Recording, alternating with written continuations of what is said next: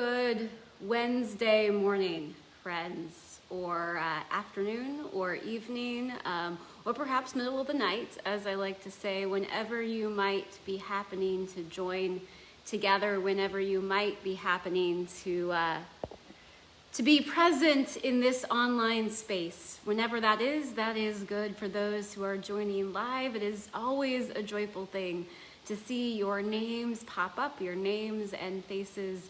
I have come to treasure this time during the week to take a deep breath together and to reflect on our faith. For those that I don't know, I'm Reverend Jennifer Finley, our Momentum and Discipleship Pastor here in Kirksville, Missouri at Kirksville First UMC. And if you are not in the Kirksville area, I don't know what your weather is like, but here it is cool and blustery. It feels as if we've almost landed in November and not quite October. We are well on our way as we head towards the changing of the month here in just a few days. And those changing seasons always make me think a little bit more about where we see God in the midst of change.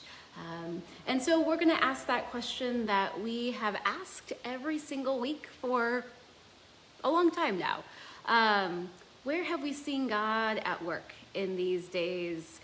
Where is God stirring and moving? And perhaps today, a slightly different version of that question. Where have you been made aware of God's presence? For God is always present, but sometimes our awareness is stronger than at other times.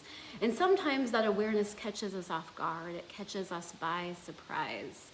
I was thinking about this week because that happened to me on Sunday evening. It was a full day in the life of the church, worship on Sunday morning, and a charge conference, a meeting in the afternoon. And as I headed into this space, those of you who don't know, this is our campus ministry building here in Kirksville. And as I walked into this space, ready to share our Sunday evening meal with our students, these tables, these ordinary tables were set up. And all of a sudden I got caught off guard by God's movements. For you see, these particular tables in this particular configuration inside, ready and waiting for students to sit around them and eat inside together, hadn't been set up this way since early March of 2020. We've, of course, been sharing meals outside during this fall semester, and last academic year we ate outside when we could, and then we simply did grab-and-go meals from our porch.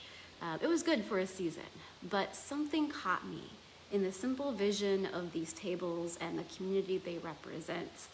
There was an excitement in a new beginning, an excitement that said, okay, we're at a spot where we can do this in this way again. But there was also some interesting grief. I suddenly missed the students and the people that had been part of that community in February and early March of 2020. Some students who have graduated, members of our church community who have moved away, who were part of those gatherings. And I wonder if you understand this feeling, because I think we all are there. As things that have been part of our lives come back, there's a joy in that. We sense God's movement in these new beginnings, but there's also an acknowledgement of what has changed in the time in between. There's also an acknowledgement of the grief and loss that has happened, and it's all mixed together. It was a new beginning. Sunday night was a new beginning in some ways, an ordinary one, with ordinary tables. But it was also a complicated one. And I suspect we can all understand. And that got me diving back into this book that I am sharing with you as we move through these October and November days. It's a book by John O'Donohue, a philosopher and poet. It's called To Bless the Space Between Us, a book of blessings. And he has a section in this book that at the very beginning that talks about beginnings, just in general. And he says, there is a certain innocence about beginning, with its excitement and its promise of something new. But this will emerge only through undertaking some voyage into the unknown. And no one can foretell what the unknown might yield, There are journeys we have begun that we have brought us great inner riches and refinement, but we have to travel through dark valleys of difficulty and suffering. Had we known at the beginning what the journey would demand of us, we might never have set out. Yet the rewards and gifts become vital to who we are. Through the innocence of beginnings, we are often seduced into growth. I love that language. Sometimes the greatest challenge is to actually begin. There is something deep in us that conspires with what wants to remain within safe boundaries and stay the same. Years ago, my neighbor here set out to build his new home. He had just stripped the sod off the field to begin digging out the foundation when an old man from the village happened to come by. He blessed the work and said, "You have the worst of it behind you now."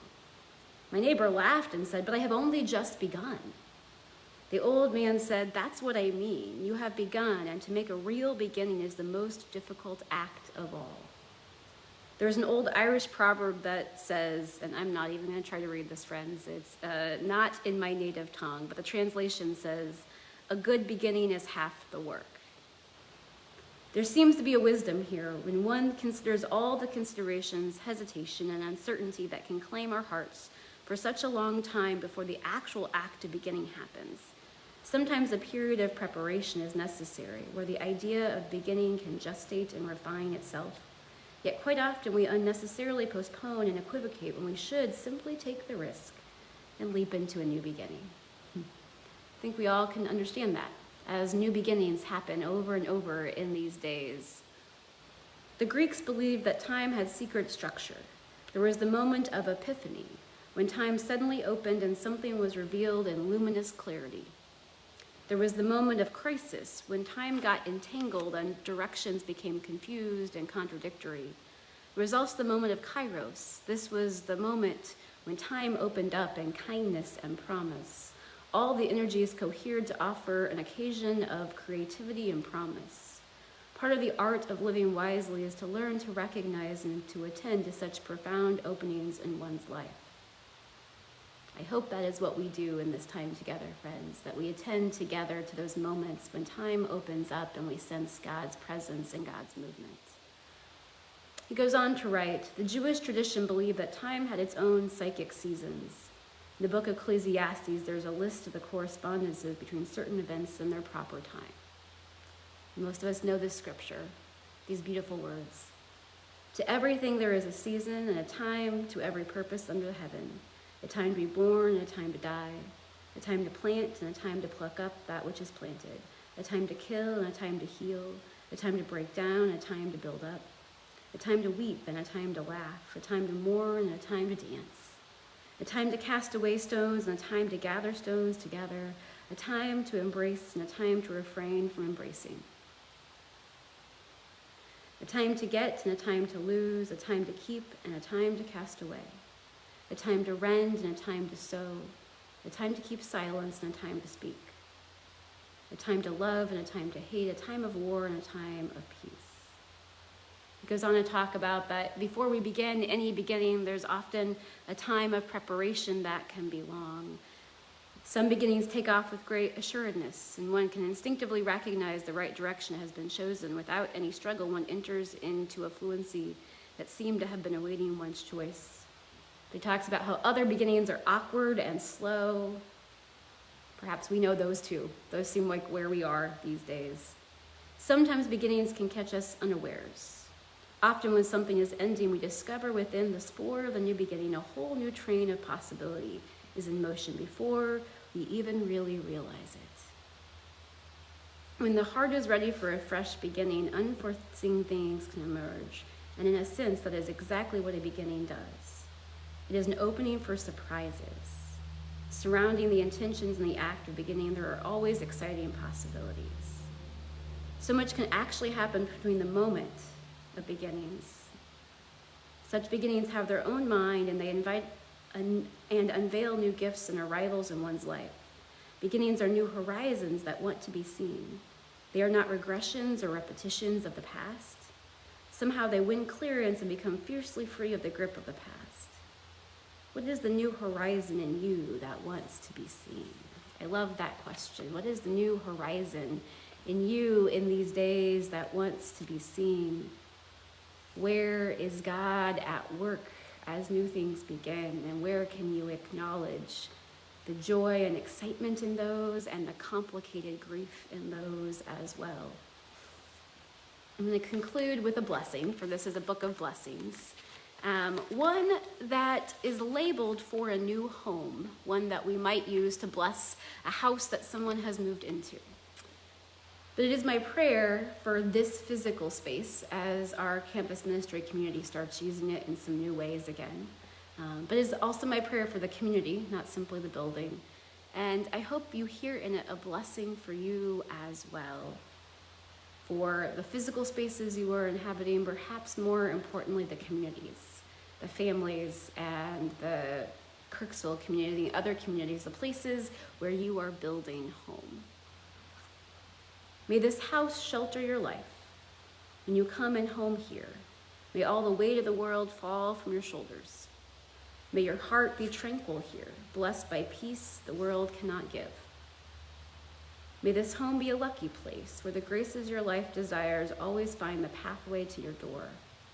May nothing destructive ever cross your threshold. May this be a safe place, full of understanding and acceptance, where you can be as you are without the need of any mask of pretense or image. May this home be a place of discovery where the possibilities that sleep in the day of your soul can emerge to deepen and refine your vision for all that is yet to come to birth. May it be a house of courage, where healing and growth are loved, where dignity and forgiveness prevail. A home where patience of spirit is prized, and the sight of the destination is never lost. The journey may be difficult and slow. May there be a great delight around this hearth. I'd add, may there be great delight around these tables, around your tables, around our table. May it be a house of welcome for the broken and the diminished.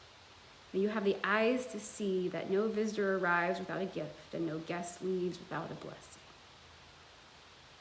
Friends, that is my deep prayer for the campus ministry community that we build year in and year out. But it is also my prayer for you and for these days that we find ourselves in.